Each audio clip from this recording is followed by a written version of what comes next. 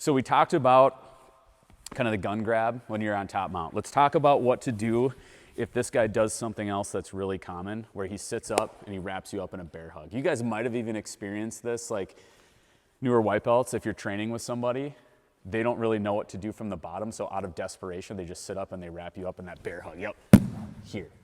So again, can I strike from here? Maybe, but look what Brent's doing. His head's in nice and close. He's a pretty strong guy. He's holding me down. I don't have a lot of leverage to deliver strikes, okay?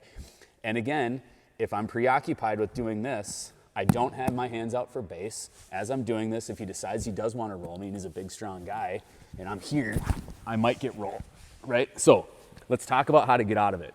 It's the exact same thing as we did with our gun grab. Do you want to turn, I'm sorry about this way just a little bit. So we're here. He sits up.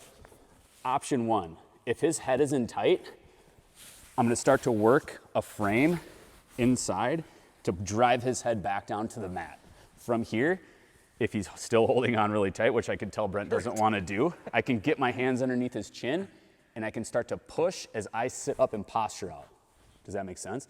Seems simple, it's stupid, and it is simple, but it works. So we're here, boom.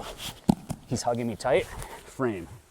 Drive his head down to the mat, and get my hands underneath his chin, and I'm pushing away. Now I can get up, do whatever I want to do, okay?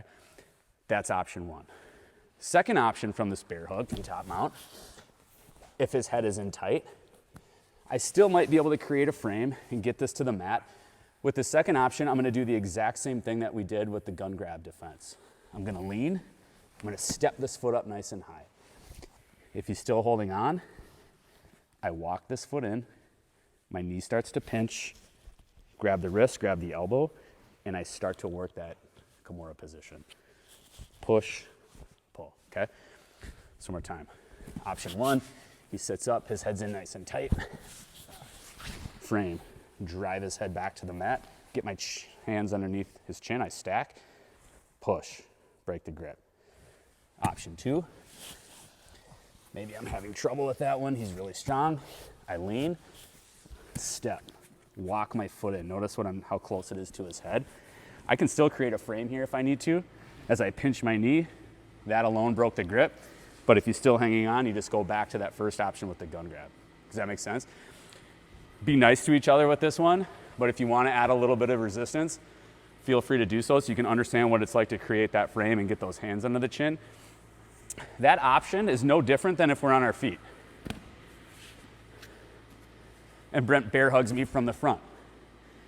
Usually we teach to try to create distance with the hips. You guys, were you in this class when I taught that? I think I've shown that in here before. But we create distance, but sometimes they walk their hips in and it's too late. I can't create this distance. I'm basically doing the exact same thing. I'm getting up underneath their chin and I'm pushing. And he has two options. He can hang on and go to the ground with me on top, or he can let go. It's the exact same thing from mount. We're just doing it on the ground.